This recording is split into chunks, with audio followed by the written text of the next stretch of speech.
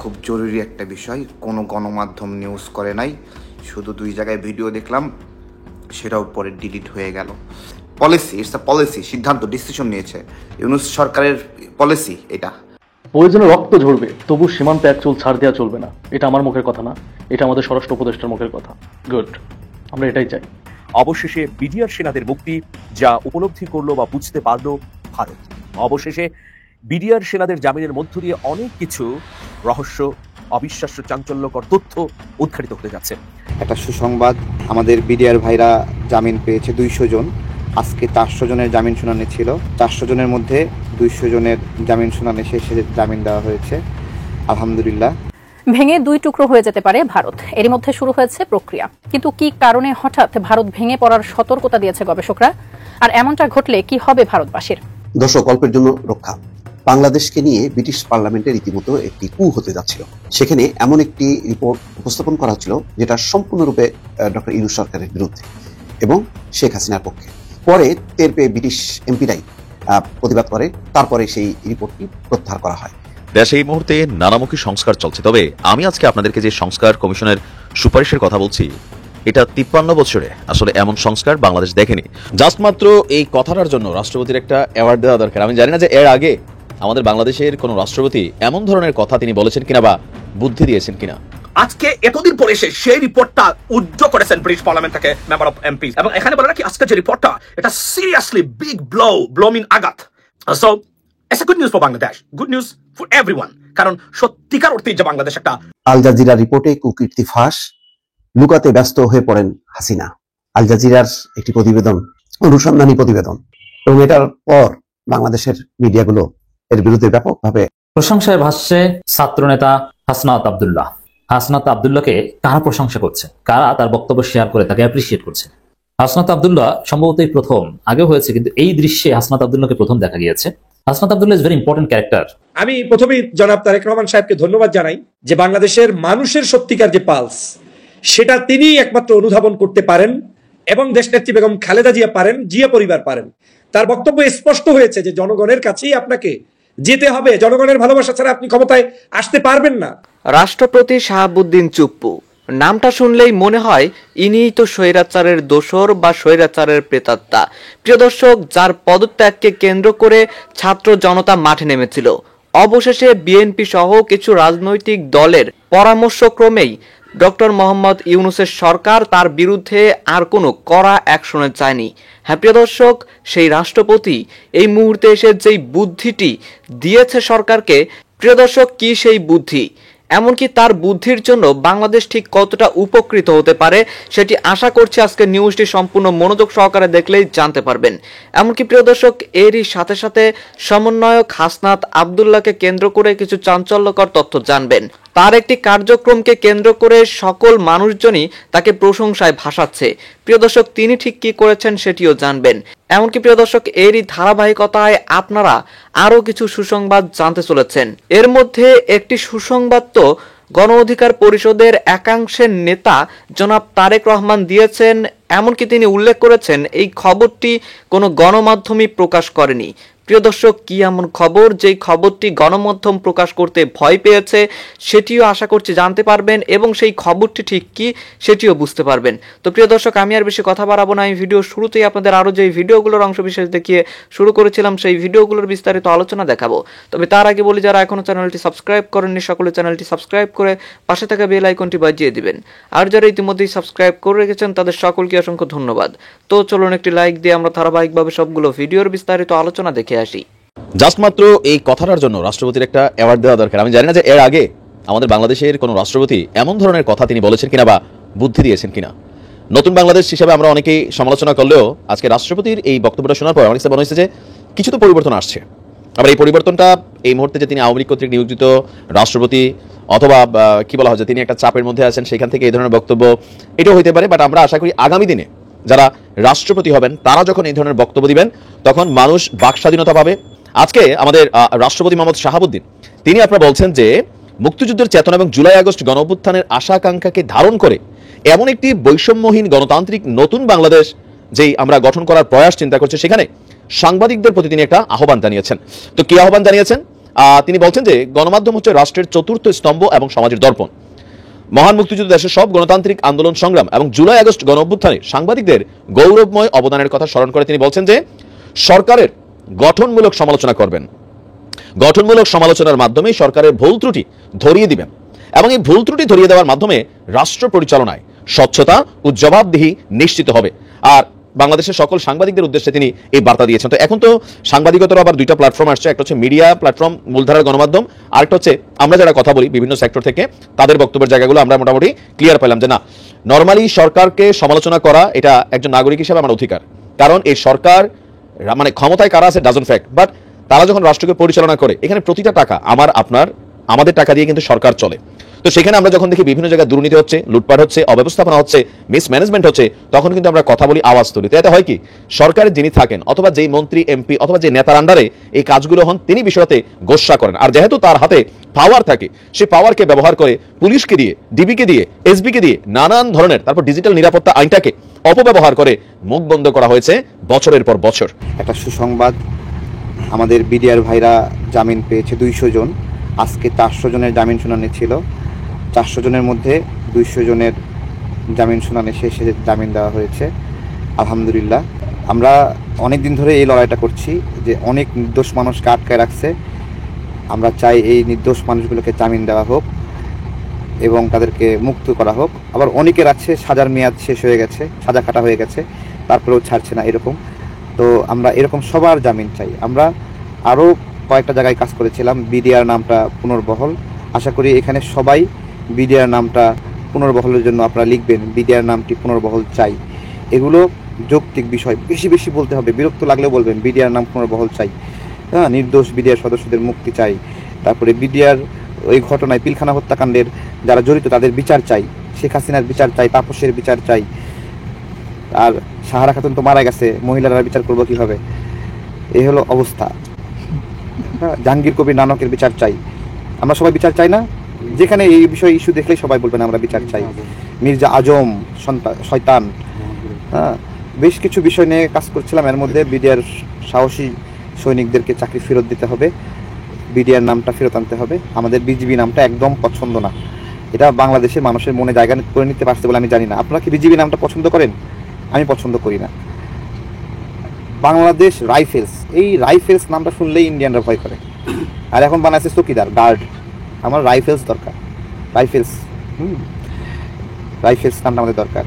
প্রয়োজনে রক্ত ঝরবে, তবু সীমান্তে এক চুল ছাড় দেওয়া চলবে না। এটা আমার মুখের কথা না, এটা আমাদের স্বরাষ্ট্র উপদেষ্টার মুখের কথা। গুড, আমরা এটাই চাই। বিগত সময় সীমান্তে রক্ত ঝরছে, কিন্তু হাসিনা চুপ ছিল, কোনো প্রতিবাদ করে নাই। এই পতনের কিন্তু অল্প কিছুদিন আগেও আমাদের একজন ভাইকে বিএসএফ গুলি করে মারে, তাও বিজিবি সদস্যকে। এটা নিয়ে কোনো প্রতিবাদ কিন্তু তখন তারা করছিল না। যখন সীমান্তে গুলি করে আমাদের এক ভাইকে মারলো যশোরে, তখন কি কেউ মানে সীমান্তের কাছাকাছি গেছিল ওই দেশে, ওই বাংলাদেশের সাধারণ নাগরিক? কেউ যায় নাই। কিন্তু আজকে দেখেন চাঁপাইনবাবগঞ্জে যখন আমাদের ভূখণ্ডের ভিতর চলে আসতেছে ইন্ডিয়ানরা, তখন এটা প্রতিরোধ গড়ে তুলছে। দেখেন, একটা পরিবেশ দরকার। আপনাকে দেশকে ভালোবাসতে, দেশের জন্য কাজ করলে একটা সুযোগ আপনাকে দিতে হবে। হয়তো সেই সুযোগটা পাইছে বাংলাদেশের জনগণ, কিন্তু এটা হাতছাড়া হয়ে গেলে অনেক বড় ক্ষতি হয়ে যাবে। এই সুযোগটা পাইছে। বিগত সময় দেখছেন ফেলানিকে মেরে ঝুলায় রাখছে, কেউ কিন্তু কোনো প্রতিবাদ করে নাই শেখ হাসিনার সময়। কিন্তু এখন বাংলাদেশের মানুষ প্রতিবাদ করতেছে, খাবার নিয়ে যাচ্ছে, দা বটি যা পাচ্ছে নিয়ে চলে যাচ্ছে। এখন এই যে আমাদের যে স্বরাষ্ট্র উপদেষ্টা, সে এখন এই কথাটা বলছে, এটাই করতে হবে। কোনো ছাড় দিয়ে কথা বলা চলবে না। আমার কথা হচ্ছে, রক্তের বিনিময়ে আমরা স্বাধীনতা অর্জন করছি। এই যে ভূখণ্ডটা, এটা আমরা রক্তের বিনিময়ে পাইছি। প্রতিটা কোনায় কোনায় রক্তের দাগ আছে। এই ভূখণ্ড আরেকজন দখল দিবে? এটা তো হতে পারে না, এটা হতে দেওয়া যাবে না। একটা কথা মাথায় রাখবেন, এটা কখনোই হতে দেওয়া যাবে না। যেখানে আছেন আপনি যদি ইন্ডিয়াকে ঘৃণা করেন, তাহলে আপনি দেশপ্রেমিক। আমি মনে করি প্রতিটা দেশপ্রেমিকের মনে ইন্ডিয়ার প্রতি ঘৃণা থাকা দরকার, এটা আমি মনে করি। আই হোপ বাংলাদেশের 75% মানুষ ইন্ডিয়াকে ঘৃণা করে, অনেক আমলিগারও ইন্ডিয়াকে ঘৃণা করে, এটা আমরা মানি এবং জানি। কারণ সবার প্রথমে তো দেশ, একটা কথা মাথায় রাখবেন, এ দেশটা আপনার, এ দেশটা আমার। এই দেশে যদি কেউ শকুনের নজর দেওয়ার চেষ্টা করে, তাহলে তার চোখ আমরা উপরে ফেলবো ইনশাল্লাহ। কাউকে ছাড় দিয়ে কোনো কথা বলা চলবে না। কারণ একবার দুইবার না, আমরা 3বার যুদ্ধ করছি এই ভূখণ্ড পাওয়ার জন্য। আমরা 3বার স্বাধীন হয়েছি, এটা জিনিস মাথায় রাখবেন। এই 24-এর স্বাধীনতা, এটাও কিন্তু এক প্রকার ইন্ডিয়ার সাথে যুদ্ধ ছিল। সেই ইন্ডিয়াকে হারিয়েই কিন্তু আমরা 24-এর স্বাধীনতা পাইছি। যদিও স্বাধীনতা হারিয়ে যাওয়ার পথে তারপর যতটুকু আছে ওটুকু নিয়ে স্বপ্ন দেখতেছি, যেটুকু নিয়ে স্বপ্ন দেখতেছি সেই জায়গাটুকু থেকেই আমরা কিন্তু প্রতিবাদ করতেছি। দেখেন আজকে তাকায় দেখেন আপনি, আপনার চাঁপাইনবাবগঞ্জের দিকে দেখেন, মানুষের ভিতর দেশপ্রেম। আমরা আপডেট জেনারেশন, আমরা ইন্ডিয়ার সাথে যুদ্ধ করতে প্রস্তুত আছি। ইন্ডিয়া যদিও এই ঘটনার জন্য সরি বলছে, ভুল স্বীকার করছে, কিন্তু ভুল স্বীকার করলে তো হবে না। তারা থাকা অবস্থায় কিভাবে বাংলাদেশের ভিতর বোমা নিক্ষেপ করে, এয়ারসেল নিক্ষেপ করে, কিভাবে সাউন্ড গ্রেনেড নিক্ষেপ করে, কিভাবে, এটা তো হতে দেওয়া যাবে না। কোনো ছাড় কিন্তু ইন্ডিয়াকে দেওয়া চলবে না। একটা কথা মাথায় রাখবেন, এই ভূখণ্ড আপনার, এই ভূখণ্ড আমার। এই ভূখণ্ডের দিকে কেউ নজর দিতে পারবে না, ইনশাল্লাহ। দর্শক, অল্পের জন্য রক্ষা। বাংলাদেশকে নিয়ে ব্রিটিশ পার্লামেন্টে রীতিমতো একটি কু হতে যাচ্ছিল। সেখানে এমন একটি রিপোর্ট উপস্থাপন করা হচ্ছিল যেটা সম্পূর্ণরূপে ডক্টর ইউনূস সরকারের বিরুদ্ধে এবং শেখ হাসিনার পক্ষে। ভারত থেকে পাওয়া বিভিন্ন তথ্য নিয়ে সাজানো হয়েছিল সেই রিপোর্টটি। পরে টের পেয়ে ব্রিটিশ এমপিরাই প্রতিবাদ করে। ব্রিটিশ স্বয়ং ক্ষমতাসীন লেবার পার্টির এমপিরা তারা প্রতিবাদ করে। তারপরে সেই রিপোর্টটি প্রত্যাহার করা হয়। তো সে কারণেই বলছিলাম দর্শক, যে রীতিমতো বাংলাদেশকে নিয়ে ব্রিটিশ পার্লামেন্টে একটি সম্ভাব্য কু প্রতিহত করা হয়েছে এবং সেটি প্রতিহত করেছেন ব্রিটিশ এমপিরা। নাটকীয় এই ঘটনা ঘটেছে দর্শক। বাংলাদেশ নিয়ে নভেম্বরে একটি রিপোর্ট প্রত্যাহার করেছেন ব্রিটিশ এমপিরা। কমনওয়েলথের all party parliamentary group APPG গত নভেম্বরে বাংলাদেশ নিয়ে একটি রিপোর্ট প্রকাশ করে। ওই রিপোর্টে ঢাকায় বর্তমান সরকারের সমালোচনা করা হয়, অভিযোগ করা হয় ওই রিপোর্ট সঠিক নয়। এই রিপোর্ট ক্ষমতাচ্যুত শেখ হাসিনা সরকারের প্রতি পক্ষপাতী ছিল। এমন সমালোচনার পর ওই রিপোর্ট প্রত্যাহার করেছেন ব্রিটিশ এমপিরা। এই খবর দিয়েছে অনলাইন গার্ডিয়ান। এতে বলা হয়, লেবার দলের একজন এমপি হাউস অফ কমন্স এই রিপোর্টের বিষয়ে আপত্তি তোলেন। এই বিষয়ে কর্মকর্তারা বলেছেন তারপর আর ওই রিপোর্ট ডিস্ট্রিবিউট করা হয়নি এবং তা পর্যালোচনার পর্যায়ে আছে। একজন মুখপাত্র বলেছেন, যে বিষয়ে প্রশ্ন তোলা হয়েছে তা অভ্যন্তরীণ ডকুমেন্ট পর্যালোচনার পর্যায়ে রয়েছে। গ্রুপটির ব্যাপক প্রক্রিয়ার অধীনে তা পররাষ্ট্র মন্ত্রণালয়ের সঙ্গে শেয়ার করা হয়েছে। এই অবস্থায় ব্যাপকভাবে এই রিপোর্ট প্রচার করার ইচ্ছে নেই। APPG এটার আর কোনো ফলো আপ করবে না। সাংবাদিক কিরণ স্টাচি এবং ডেভিড বার্গম্যানের লেখা ওই প্রতিবেদনে আরো বলা হয়, খালা শেখ হাসিনার দল আওয়ামী লীগের সঙ্গে গোপন সম্পর্ক থাকার অভিযোগ আছে ব্রিটেনের সিটি মিনিস্টার টিউলিপ সিদ্দিকীর বিরুদ্ধে। এই অভিযোগে তিনি পদত্যাগ করেছেন। এর ফলে জোর অভিযোগ উঠেছে যে ব্রিটিশ রাজনীতিতে হস্তক্ষেপ করছে আওয়ামী লীগ। গার্ডিয়ান লিখেছে, APPG'র the ongoing situation in Bangladesh শীর্ষক রিপোর্ট প্রেসের কাছে প্রকাশ করা হয় নভেম্বরে। কর্তৃত্ববাদী শাসনের বিরুদ্ধে ছাত্রদের নেতৃত্বে বিদ্রোহের মুখে ক্ষমতা হারান শেখ হাসিনা। এর 3 মাস পর APPG ওই রিপোর্ট প্রকাশ করে। বাংলাদেশের সেই গণঅভ্যুত্থানকে মোকাবেলা করা হয়েছিল নিষ্ঠুরতার সঙ্গে। নিরাপত্তা রক্ষাকারীরা দমন পীড়নে ব্যর্থ হয়। এর ফলে প্রায় 1000 মানুষ মারা যান। APPG রিপোর্টে ধারাবাহিকভাবে শেখ হাসিনার উত্তরসূরি শান্তিতে নোবেল পুরস্কার বিজয়ী ডক্টর মোহাম্মদ ইউনূসের ধারাবাহিক সমালোচনা করা হয়। ওই রিপোর্টে ইউনূস প্রশাসনের বিরুদ্ধে অভিযোগ ওঠে যে আইনকে রাজনৈতিক হাতিয়ার হিসেবে ব্যবহার করছে ইউনূস প্রশাসন। একই সঙ্গে কন্ট্রোলপন্থী ইসলামপন্থীদের ক্ষমতায়ন করছে। ওই রিপোর্টে আওয়ামী লীগের সাবেক মন্ত্রী, নেতা, এমপি, সাবেক বিচারপতি, পণ্ডিতজন, আইনজীবী এবং সাংবাদিকদের বিরুদ্ধে হত্যার অভিযোগ আনার প্রমাণ পাওয়ার কথা বলা হয়।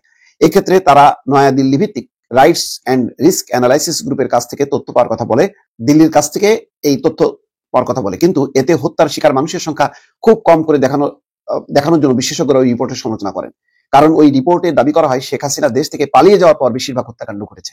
কিন্তু আগস্টে জাতিসংঘের মানবাধিকার বিষয়ক কমিশনার যে রিপোর্ট প্রকাশ করেছে ওই রিপোর্ট তার বিপরীত। জাতিসংঘের মানবাধিকার বিষয়ক কমিশনার তার রিপোর্টে বলেন, বেশিরভাগ মৃত্যু এবং আহতের ঘটনা ঘটেছে নিরাপত্তা রক্ষাকারী বাহিনী এবং আওয়ামী লীগের সঙ্গে সংশ্লিষ্ট ছাত্র সংগঠনের কারণে, ছাত্রলীগের কারণে। APPG রিপোর্টে বলা হয়, ঢাকায় নতুন সরকার অপরাধের জন্য 1,94,000 মানুষের বিরুদ্ধে অভিযোগ গঠন করেছে। কিন্তু বিশেষজ্ঞরা বলেন সম্ভাব্য অবরোধে জড়িত বলে পুলিশ তার রিপোর্টে যে সংখ্যা উল্লেখ করেছে সেই সংখ্যা সেটার মতোই। ব্রিটিশ দলের এমপি রূপা হক সম্প্রতি বাংলাদেশে সময় কাটিয়েছেন। তিনি এই সপ্তাহে হাউস অফ কমন্সে এই রিপোর্টের সমালোচনা করেন। তিনি প্রশ্ন করেন, আপনার সরকার কি করেছে এসব মিথ্যা তথ্য পার্লামেন্টে প্রকাশ করে? লন্ডনে School of Oriental and African স্টাডিজের প্রফেসর নওমি হোসেন বলেন, APPG'র ওই রিপোর্ট মৌলিকভাবে ত্রুটিপূর্ণ। জবাবদিহিতার হাতিয়ার হিসেবে এটা সম্পূর্ণ ব্যর্থ। APPG'র একজন মুখপাত্র বলেন, তারা কমনওয়েলথ অফ নেশনসের দিকে প্রতিষ্ঠান হিসেবে বেশি মনোনিবেশ করবে, তারা দেশভিত্তিক আর রিপোর্ট প্রকাশ করবে না। তার মানে একটা সম্পূর্ণ ইউনূস সরকারের বিরুদ্ধে একটি রিপোর্ট তারা প্রকাশ করতে যাচ্ছিল, যেটা ব্রিটিশ এমপিরা টের পেয়ে প্রতিবাদ করেন এবং ফলে রিপোর্টটি স্থগিত হয়ে যায়। দর্শক, সংস্কার দেশে এই মুহূর্তে নানামুখী সংস্কার চলছে। তবে আমি আজকে আপনাদেরকে যে সংস্কার কমিশনের সুপারিশের কথা বলছি, এটা 53 বছরে আসলে এমন সংস্কার বাংলাদেশ দেখেনি। তবে এইটার আসলে পজিটিভিটি কি আসবে সেটা আমি জানি না। তবে এই সিস্টেমটা পৃথিবীর অনেক দেশে আছে। দেশ বড় হইলে যে এটা আছে তা না, ছোট ছোট দেশ আছে। যেমন দক্ষিণ কোরিয়াতেও, আমি যে দেশে থাকি, এখানেও এই সিস্টেমটা আছে। তবে তাদের দেশ আমাদের দেশ এগুলো আকাশ পাতাল পার্থক্য। এই সিস্টেমটার পজিটিভ দিক যেমন আছে, নেগেটিভ দিক আছে। পজিটিভ দিকটা হচ্ছে এইসব দেশগুলোতে মানুষ সচেতন, মানুষ সৎ, মানুষ ভদ্র, লুটপাট নাই, রাজনৈতিক সিন্ডিকেট নাই। এদেশে যে রাজনীতি আছে আপনি বুঝবেনই না টেলিভিশন না দেখলে। তো যাই হোক, বাংলাদেশে নতুন করে একটা সিদ্ধান্ত নেওয়ার সুপারিশ করেছে আমাদের সংস্কার কমিশন। কি, আমাদের দেশকে 4টা প্রদেশে বিভক্ত করা। 4টা প্রদেশ। একটা প্রদেশ হবে রাজশাহী প্রদেশ, তারপরে হবে ঢাকা প্রদেশ, খুলনা প্রদেশ, চট্টগ্রাম প্রদেশ। প্রত্যেকটা প্রদেশের আওতায় আমাদের যে জেলাগুলো আছে, উপজেলাগুলো আছে, এগুলা আপনার বিন্যস্ত হবে। দেশের পুরোনো 4টি বিভাগকে 4টি প্রদেশ করার সুপারিশ দিয়েছে আমাদের জনপ্রশাসন সংস্কার কমিশন। রাষ্ট্রীয় নিরাপত্তা সহ গুরুত্বপূর্ণ বিষয় ছাড়া অন্যান্য বিষয়ের ব্যবস্থাপনা প্রদেশের হাতে দেওয়ার পক্ষে এই কমিশন। সহজে বললে ভারতে যেমন আপনি ধরুন কলকাতা একটা প্রদেশ, ওইখানে বিজেপি সরকারের পাওয়ার চলে না, এটা একটা আলাদা আপনার কি বলা হয় যে ধরেন সেখানে নির্বাচন হয়, বাট আপনার সরকার গঠিত হয় আলাদা। এই সরকার আবার দায়বদ্ধ থাকে কেন্দ্রীয় সরকারের কাছে। যেমন মোদি হচ্ছে সারা ভারতবর্ষের প্রধানমন্ত্রী, আবার মমতা দিদি হচ্ছে কলকাতা অঙ্গের প্রধানমন্ত্রী, এরকম আলাদা আলাদা স্টেট সিস্টেম হয়ে যাবে। আমাদের প্রধান উপদেষ্টা ডক্টর ইউনূসের কাছে সংবিধান, নির্বাচন, পুলিশ এবং দুর্নীতি দমন কমিশন সংক্রান্ত সংস্কার কমিশন তাদের প্রতিবেদন জমা দিয়েছে। পূর্ণাঙ্গ প্রতিবেদন জমা না দিলেও ওই অনুষ্ঠানে জনপ্রশাসন সংস্কার কমিশনের প্রধান এবং তার সদস্যরা উপস্থিত ছিলেন। তারা তাদের সম্ভাব্য কিছু সুপারিশের কথা তুলে ধরেছে। এর মধ্যে গুরুত্বপূর্ণ এটা হচ্ছে 4টি প্রদেশে বাংলাদেশকে বিভক্ত করার কথা। দায়িত্বশীল সূত্র বলছে যে জনসংস্কারের এই 4টি প্রদেশ, এদের পরিচালনা কাঠামো কেমন হবে, কাজ কি কি হবে, সেই ভাবনা এখনো জানা যায়নি, মানে এটা তাদের গবেষণার মধ্যে আছে। কমিশনের একটি সূত্র বলছে যে আপনার বিষয়টি মূলত সংবিধান সংক্রান্ত বিষয়, তাই কাঠামোর বিষয়ে তাদের পক্ষে এখনোই বলা সম্ভব না, বিষয়টি পর্যালোচনা আছে। বাংলাদেশে একাধিক প্রদেশ আলোচনা যেটা আসছে এটাও নাকি নতুন না। অন্তর্বর্তী সরকারের 1 মাস পূর্তি উপলক্ষেই আমাদের ব্রিগেডিয়ার জেনারেল শাখাওয়াত হোসেন তিনি রাষ্ট্র মেরামতের এখনই সময় এখানে 5টা প্রদেশ করার প্রস্তাব দিয়েছিলেন, আর এখন এটা আমরা 4টাতে দেখছি। বলা হচ্ছে যে জনসংখ্যার দিক থেকে বিশ্বের 8ম বৃহত্তম দেশ হচ্ছে বাংলাদেশ, আর ছোট দেশ হলেও এত বিরাট জনগোষ্ঠীর কাছে সরকারকে নিয়ে যেতে হলে বাংলাদেশকে কয়েকটি প্রদেশে ভাগ করে একটি ফেডারেল রাষ্ট্র কাঠামো গঠন করা যেতে পারে। পূর্ব ও পশ্চিমাঞ্চলে 2টি করে 4টি প্রদেশ, বৃহত্তর ঢাকা নিয়ে আরেকটি প্রদেশ। তখন ছিল এটা ব্রিগেডিয়ার জেনারেল শাখাওয়াতের যে 5টা, এটাই সম্ভবত শর্টকাট এখানে 4টা আসছে। মেট্রোপলিটন ঢাকা কেন্দ্র শাসিত হবে, কেন্দ্রের হাতে প্রতিরক্ষা, পররাষ্ট্র, সীমান্ত, সমুদ্র নিরাপত্তা ব্যবস্থাপনা, যোগাযোগ, বৈদেশিক সাহায্য সহযোগিতা এগুলো থাকবে। বাকি বিষয়গুলোতে কেন্দ্রের তত্ত্বাবধান থাকলেও প্রদেশগুলো ব্যবস্থাপনায় থাকবে। প্রশংসায় ভাসছে ছাত্রনেতা হাসনাত আব্দুল্লাহ। হাসনাত আব্দুল্লাহকে কারা প্রশংসা করছে, কারা তার বক্তব্য শেয়ার করে তাকে অ্যাপ্রিসিয়েট করছে? এদেশের ইসলামপন্থীরা, বিখাসাতান জামাত শিবিরের চমৎকার সমর্থন পাচ্ছেন হাসনাত আব্দুল্লাহ। দর্শক, হাসনাত আব্দুল্লাহ সম্ভবত এই প্রথম, আগে হয়েছে কিন্তু এই দৃশ্যে হাসনাত আব্দুল্লাহকে প্রথম দেখা গিয়েছে। Hasnat Abdullah is very important character. তার একটা আলাদা অ্যাক্টর হিসেবে মূল্যায়নের জায়গা আছে, আমরা এই কারণে তাকে মূল্যায়ন করছি। আগামী দিনের রাজনীতির গতি প্রকৃতি নির্ধারক এই হাসনাত আব্দুল্লাহ। হাসনাত আব্দুল্লাহর personality traits is very important. Hasnat Abdullah কপালে নামাজের দাগ আছে, এটা আগে মামুনুল হক সাহেব একবার আইডেন্টিফাই করে অ্যাপ্রিসিয়েট করেছিলেন। অতএব রাজনীতিতে অতি গুরুত্বপূর্ণ ব্যক্তির personality traits is very important. আপনারা দেখে থাকবেন যে আমিরে জামাত মাঝে মাঝে হাসনাত আব্দুল্লাহকে ডাকেন, বিভিন্ন প্রোগ্রামে হাসনাত আব্দুল্লাহকে সাথে রাখেন। হাসনাত আমাদের অত্যন্ত স্নেহের ছোট ভাই, কিন্তু তার অবস্থান কিন্তু অনেক উপরে, এটা বুঝতে হবে বর্তমান বাংলাদেশের রাজনীতি। এবং এই যে ছাত্র শিক্ষার্থী, এরাই তো ঘটনা ঘটিয়েছে। কারণ এর মধ্যে আরো অনেকে ছিল, ছাত্রদের আসিফ নাহিদ, এরা কিন্তু এখন ছাত্রনেতা নেই, এরা এখন সরকার। কিন্তু সবচেয়ে বড় ছাত্রনেতা এখন বাংলাদেশে হাসনাত আব্দুল্লাহ। এ কারণে হাসনাত আব্দুল্লাহর কার্যক্রম is very important. Hasnat Abdullah ওয়াজ মাহফিলে প্রথমবার আলোচনা করলেন, এবং গুরুত্বপূর্ণ সব গণমাধ্যমে এটা নিয়ে রিপোর্ট হয়েছে। এভাবে ওয়াজ মাহফিলে প্রথমবার আলোচনা করলেন হাসনাত আব্দুল্লাহ। সেখানে তাকে পাঞ্জাবি টুপি পরা অবস্থায় ওয়াজ করতে দেখা যাচ্ছে। এই দৃশ্যটা সত্যি চমৎকার, এবং এই ভিডিও ক্লিপস জামাত শিবিরের লোকজন ছড়িয়ে দিচ্ছে, তারা শেয়ার করছে, তারা হাসনাত আব্দুল্লাহকে ধন্যবাদ জানাচ্ছে, মোবারকবাদ জানাচ্ছে। তো এটা হাসনাত আব্দুল্লাহ একটা বড় অর্জন, যে বাংলাদেশের রাজনীতির পালস বুঝতে পেরেছে। হাসনাত আব্দুল্লাহ কোনো ধর্মভিত্তিক রাজনৈতিক দলের বা এরকম প্রধান হতে যাচ্ছে না বা নয়, কিন্তু তিনি ব্যক্তিগতভাবে ধর্মীয়। জিয়াউর রহমান যে থিওরিতে সফল হয়েছিলেন বাংলাদেশে, হাসনাত আব্দুল্লাহ এখন ওই থিওরি ধরেছে। এর মানে জিয়া যেরকম একজন সফল রাষ্ট্রনায়ক ছিল, এই হাসনাত আব্দুল্লাহর একদিন ওইরকম সফল রাষ্ট্রনায়ক হবেন। ওয়াজ করেছেন তো করেছেন, বেশ ভালো কথা, ওয়াজ তো আওয়ামী লীগের লোকজন করে, কিন্তু হাসনাত যে ওয়াজ করেছেন, এই ওয়াজের তাৎপর্য পলিটিক্যাল পার্সপেক্টিভে অত্যন্ত গভীর, ইজ ভেরি সিগনিফিক্যান্ট।